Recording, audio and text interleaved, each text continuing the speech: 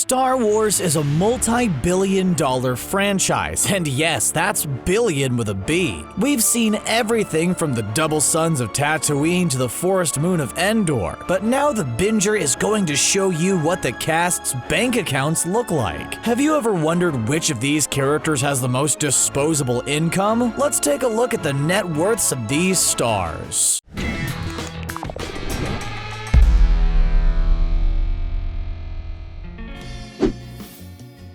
Pedro Pascal is one of the current hottest Star Wars stars that you never get to actually see. He plays the titular Mandalorian in the very first live-action Star Wars show. Although his character's relationship with Baby Yoda is definitely priceless, what kind of money is Pascal bringing in? After all, he's been a part of some of our favorite nerdy franchises, including Game of Thrones, Wonder Woman, and Star Wars. So what's his net worth? This actor has assets valued at around $2 million in total, but we're hoping this number gets a lot higher, mostly because we're hoping for at least 10 more seasons of The Mandalorian.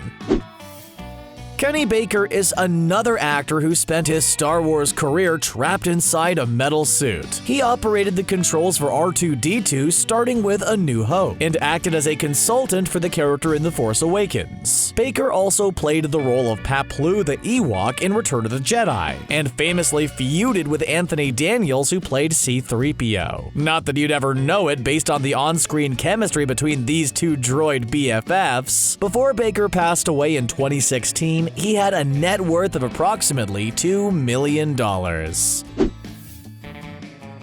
Actress Kelly Marie Tran scored the role of Rose Tico in Star Wars The Last Jedi, but her big break almost broke her. Some fans disliked her character so much that they launched a campaign to harass Tran, and she admits that at first it made her self-conscious. But the silver lining is that the movie earned Tran enough cash to pay off her student loans. So who really got the last laugh? She was able to settle her debt to UCLA with the money from The Last Jedi, which was estimated to be between $100,000 and $300,000. All in all, this star has a net worth of $3 million.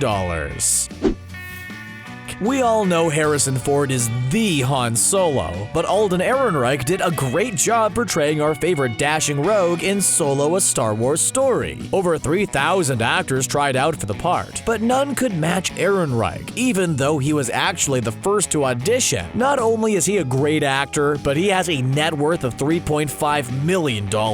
According to Ehrenreich, in his experience, the better the director you're working with, the less you get paid.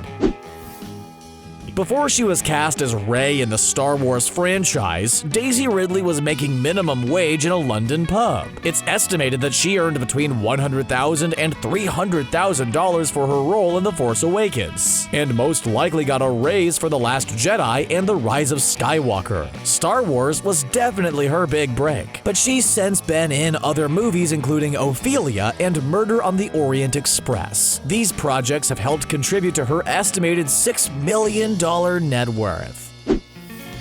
Like his co-star Daisy Ridley, it's estimated that John Boyega made somewhere in the neighborhood of $100,000 to $300,000 for The Force Awakens. Not only does he portray ex-Stormtrooper Finn on the big screen, but he even started his own production company, Upper Room Entertainment Limited. It co-produced Pacific Rim Uprising, which Boyega starred in. Right now, he's definitely keeping pace with Ridley with a similar net worth of $6 million. It'll definitely be interesting to see how their careers stack up in a few years when their time in the Star Wars universe is behind them.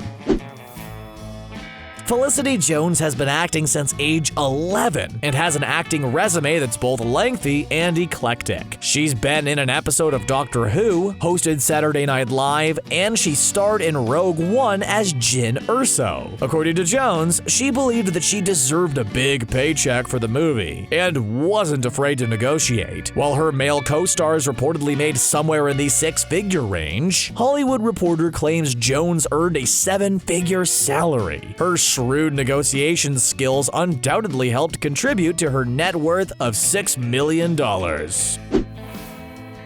Being a member of the Star Wars franchise means keeping busy, but was working on The Rise of Skywalker too time-intensive for Declan Gleeson, who plays General Hux? After all, at the movie premiere, he admitted that he hadn't yet seen Baby Yoda on The Mandalorian. What possible payday could make up for missing out on this sweet little baby? Well, hopefully, now that the movie's out, Gleeson has had time to do a good old streaming binge. And he'll undoubtedly want to use part of his $7 million net worth to splurge on some sweet Baby Yoda merchandise.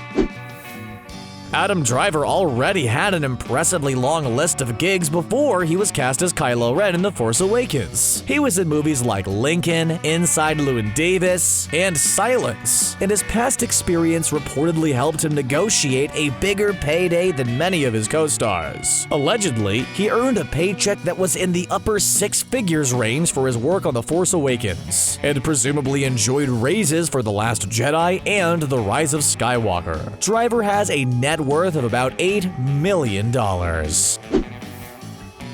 If you were going to guess whose bank account was on par with Kylo Ren's, C-3PO might not have been your first pick. But don't forget that Anthony Daniels is in every single one of the episodic Star Wars movies. That's a lot of time to commit to a part, which is translated to a lot of cash. Daniels once complained that he wasn't as recognized as his Star Wars co-stars, but at least he enjoyed some hefty paychecks. Anthony Daniels has a net worth of approximately $8 million. In addition to his work as C-3PO, he also works as an adjunct professor at Carnegie Mellon University's Entertainment Technology Center. If you want to keep up with the latest Star Wars news, don't let that pesky YouTube algorithm stand in your way. Just click on the subscribe button and turn on your notifications, either from right here or in the settings menu if you're on your phone. Now that you're locked into all of the latest and greatest content from The Binger, let's get back to our video. Oscar Isaac is a multi-talented guy who won a Golden Globe for Best Actor for his role in Show Me a Hero, and was in a ska punk band called the Blinking Underdogs, who opened for Green Day and the Mighty Mighty Bosstones. Kinda hard to tell which one of these accomplishments is more awesome, to be honest. In addition to portraying the handsome and charming pilot Poe Dameron in the Star Wars sequels, he's also been the titular character in X-Men Apocalypse, and he voiced Gomez Addams in the 2019 Addams Family movie. All in all, this star has a well-deserved net worth of $10 million. We're not going to say anything negative about Hayden Christensen's portrayal of Anakin Skywalker in the prequels, mostly because those movies came out a long time ago, and all the good jokes are long gone. He took a good long break from acting after that, and actually bought himself a farm and set about learning how to raise crops and livestock. Hey, we get it. Stardew Valley is really relaxing, but despite his purposefully slow-paced current career, he enjoys a net worth of $10 million. Mark Hamill is, well, he's a man who needs absolutely no introduction to Star Wars fans. Come on, he's Luke Skywalker, and whether he's old Luke or strapping young Luke, we just can't get enough of him. Plus, he has an extensive voice acting career, most notably his portrayal of the Joker in Batman the Animated Series. Allegedly, Hamill earned $650,000 for his role as Luke Skywalker in A New Hope, which is the equivalent of about $2.7 million today. Plus, let's not forget about those sweet Star Wars royalties that helped him accumulate a net worth of $18 million. Another one of the most well-known Star Wars actors of all time is the late, great Carrie Fisher, who played Princess Leia. Although her character managed to organize multiple rebellions, in real life, Fisher admitted she was not great at negotiating. She made the mistake of signing away her likeness, and missing out on major merchandising bucks, although she did receive a percentage of the original trilogy's profits. Still, she managed to accumulate an impressive net worth of $25 million before she passed away in 2016. Andy Serkis has been a part of many well-loved fantasy franchises, and he has the net worth to prove it. He provided the voice for Gollum in the Lord of the Rings trilogy, as well as The Hobbit and Unexpected Journey. He was Ulysses Klaue in Avengers Age of Ultron and Black Panther, and of course, he was Supreme Leader Snoke in Star Wars The Force Awakens and The Last Jedi. In addition to his extensive work in front of the camera, he's also done plenty of directing behind it. All of this adds up to a net worth of $35 million. We've seen actor Ewan McGregor as Obi-Wan Kenobi in the prequels, and now he's going to be getting his own show on Disney+. The Mandalorian has set the bar really high for live-action Star Wars, so hopefully this show is up to par. Considering the fact that someone paid $3,100 to own McGregor's rat tail from The Phantom Menace, it's safe to say he has a lot of passionate fans. He also has a net worth of about $45 million. Natalie Portman's days as Padme Amidala may be long behind her, but fans can look forward to her reprising her role as Jane Foster in the upcoming Thor: Love and Thunder. Portman was an important part of the prequels, and she got to have her doppelganger Keira Knightley play her decoy and handmaiden. Apparently, even their own mothers had trouble telling them apart on set, but despite this, we think Portman is still one of a kind, and she's a star with a net worth of about $60 million.